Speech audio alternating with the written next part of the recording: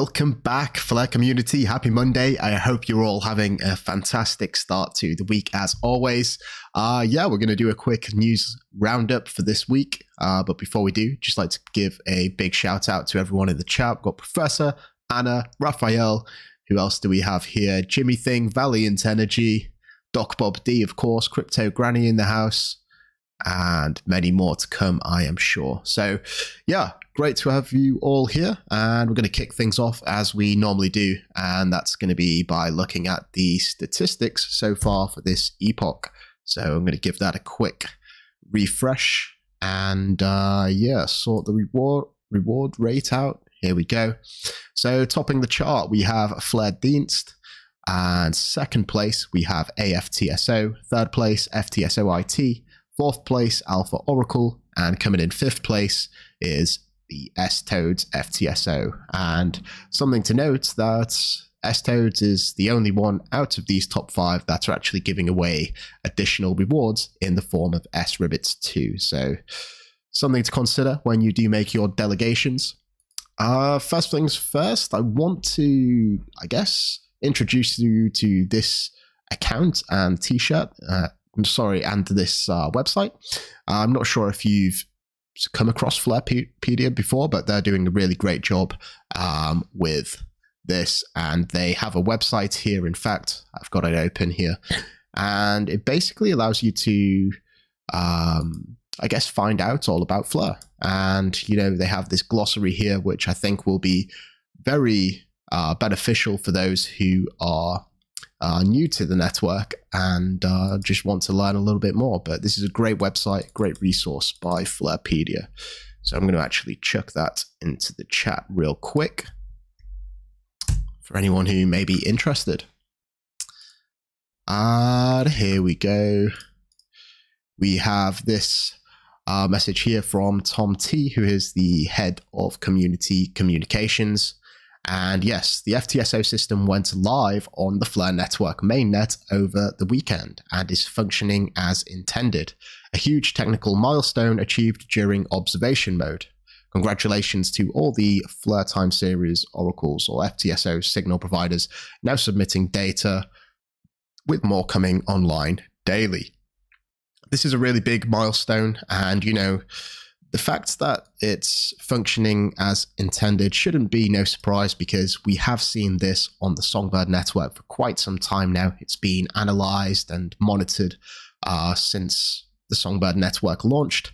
So this is, again, to reiterate the importance of the Songbird network. And it's great to see that we are, taking steps closer to the end of observation mode. Speaking of the signal providers who are submitting, you've got them all here. Just a few. I'm not going to read them all, but we also have these as well, with many more on the way. So we're already seeing this wave of new people or entities which are submitting prices to the Flare time series oracle, which is basically responsible for ingesting all of these different price feeds, calculating a sort of average, and then outputting it for the network to use. And this is on the Flare network. It's already been working for a long time on the Songbird network. We got this news here from Flare Oracle talking about their new application, and it looks really great. There's been quite a few recently, and I love to see this kind of innovation from the signal providers. I think being a signal provider and providing accurate signals is the foundation, but there is so much more opportunity to expand and really offer things which are, unique. And Flare Oracle are actually awarding these Fortuna tokens. So are many others as well. So it's always important to take that into consideration when you are delegating. Here we have the top five. Some of them are just purely based on accuracy, but it's always worth considering because there are a lot with additional incentives. As far as I know, it was about, I want to say maybe 6 or 7 different signal providers. We have this here from Tom T, and this is a gentle reminder. Songbird, they have the SGB token. We're all very familiar with that. It's the native asset on the Songbird network. But the Flare network is FLR. That's the ticker symbol, and the native asset is called Flare. So, we're sort of moving away from this verbiage of calling it Spark token. So if you see people calling it Spark, just please note that it is indeed now supposed to be referred to as Flare. And I know the team, the Flare team, have actually stopped using this verbiage for quite some months now. So just take that into account. We got this here from SYBR. It's basically a community governance, I guess, fund sort of thing. They've just released their white paper. I'm actually yet to read it, but I'm very much looking forward to that. I'm going to do it in the next couple of days. And yes, NFTs. So, for those who may be familiar with FLR Finance, they actually are releasing a new platform in the near future, FLR Drops. And they've recently been on point with some of their Medium articles talking about NFTs and some of the, different terminology and what you can actually do with them, and also referring to FLR Drops, or should I say, reflaring. That almost just slipped out. It was unintentional, but we'll roll with it. But yeah, this is a great article here, and we do actually get to see a little bit of a peek about of some of their interface, which is always good too. For those who may be holder of this particular NFT, the Early Bird Signal from Johnny Lawrence, it's actually one of my favorite NFTs, to be honest. But yes, if you are holding that, there was a snapshot a couple of days ago, or maybe one day ago, and basically, if you did hold it within that time frame, you can actually claim one of these posters. Now, I've got a few posters myself from Johnny Lawrence, and I must say that the quality really is top notch. Wise words from Hugo, the man himself. We are building Flare because we think users and developers shouldn't have to rely on a small centralized group of people or entities to bridge tokens, get data from other blockchains, and get data from outside of blockchains. Decentralization is de-risking, and it just goes to, I guess, highlight the vision of the Flare network and Hugo and the team. They really want to connect everything with these revolutionary bridges, and that's what we're going to see. Layer Cake, secured data relay, and F assets securely turn the entire blockchain space, that's layer 1s and layer 2s, into a single large mesh of chains. Each chain then represents a specific zone of utility. Let's break down the walled gardens and connect everything. And, I really do love this tagline, connect everything, because it honestly does just highlight what the Flare network is aiming to achieve. And, just to bring it to everyone's attention, the Flare network, there's been many bridges, okay, but the Flare network are doing bridges in a completely different way. And that's why I personally believe it's going to be a network of the future, because interoperability really is going to be a key part of the future moving forward. And Flare is positioning itself in a way that it can really reap the rewards from this new demand. These siloed networks, they really need to talk with each other, and there are some different protocols, but I don't think anything has the secret sauce that the Flare team have actually built. It's been many years in the making, and soon it's going to be fully unleashed. And FTSO is talking about the public generator tool, and basically some of you may be familiar with the Anonymous Astronauts NFTs and the Bored Ape Songbird NFTs, where you can actually shuffle the traits and, I guess, create an NFT prior to minting it. It's, I guess, user generated, but for all those budding artists out there, they are actually going to make this tool public. And in fact, there is a screenshot somewhere, I believe, where it, I guess, shows you, I guess it's like a little wizard where you'd go through and you'd upload different layers, and then you'll be able to utilize this project. You won't have to worry about minting and whatnot. It will be all done on the back end. Hey, we've got Lee.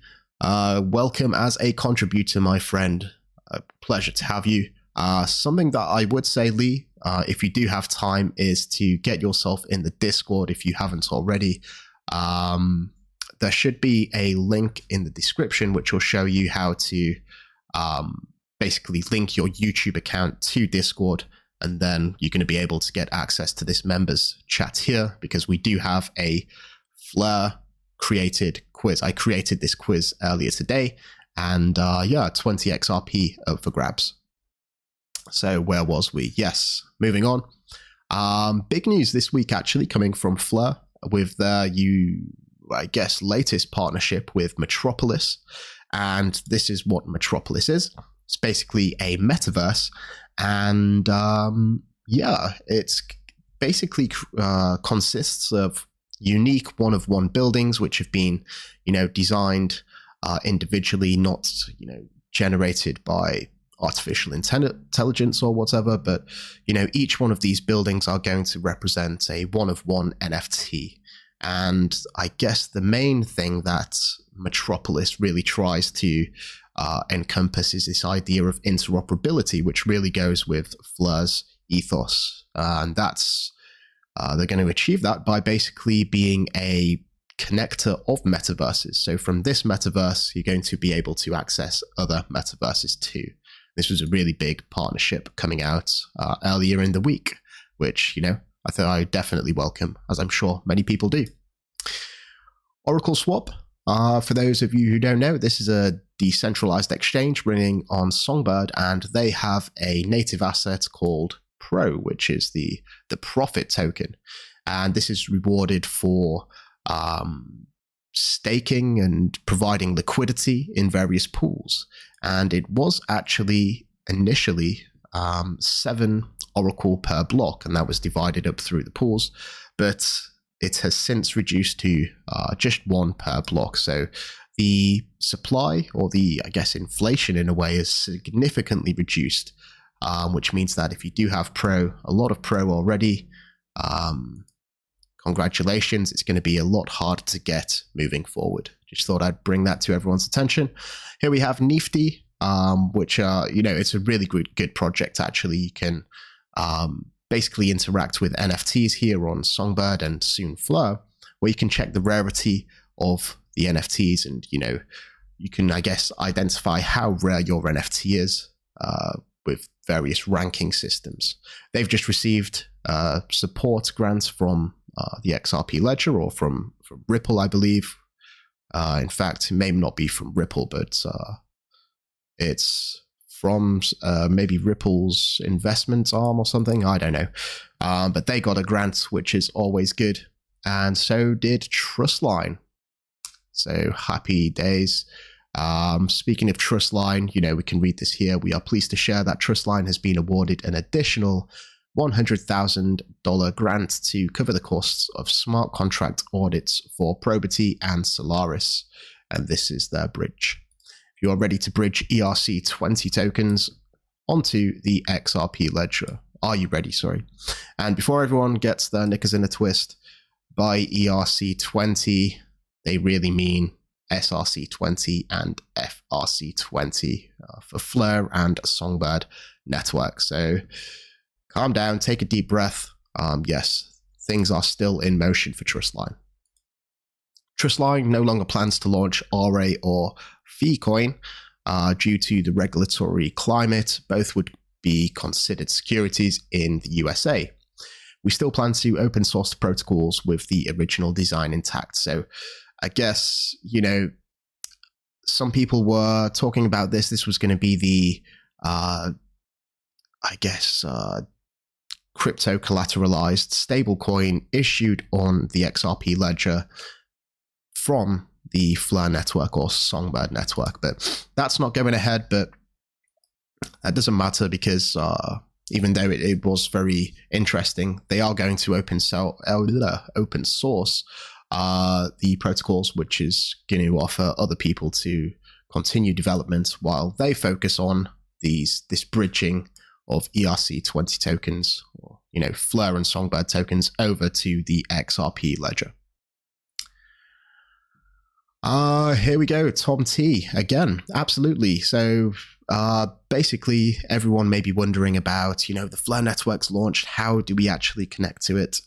And Tom is saying here that the public RPC, which is basically just a node, and Flare chain ID will be published closer to the initial FLR distribution event. And we know that this particular event is happening after observation mode, which happens, I guess in about 2 months, slightly less, hopefully.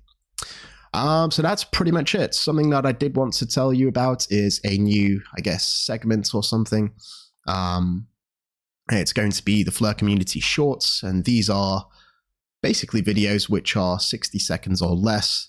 I think with the rise of these really short videos, it's really good for the youngsters, and judging by my demographics, there's a lot of people on the channel who are mid-aged or towards the later years in life, and I think it just would be something rewarding for me to try and get as many young people into an opportunity such as crypto as possible. And I think the younger community are much more accustomed to these short videos.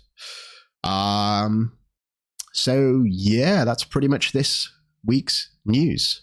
Again, I'd just like to thank Lee for joining as a contributor and as a member of the Flare Community YouTube channel. As I said before, be sure to hook up your YouTube account to Discord, because we are going to be heading there over to the members stage for members' little chinwag. There is also going to be a quiz as well. Like I said, I did create that myself. And yeah, that's pretty much it, guys. So I'll hopefully see you all in the Discord. And if not, I'll catch you in the next one. Take care, all. I'm out. We have liftoff.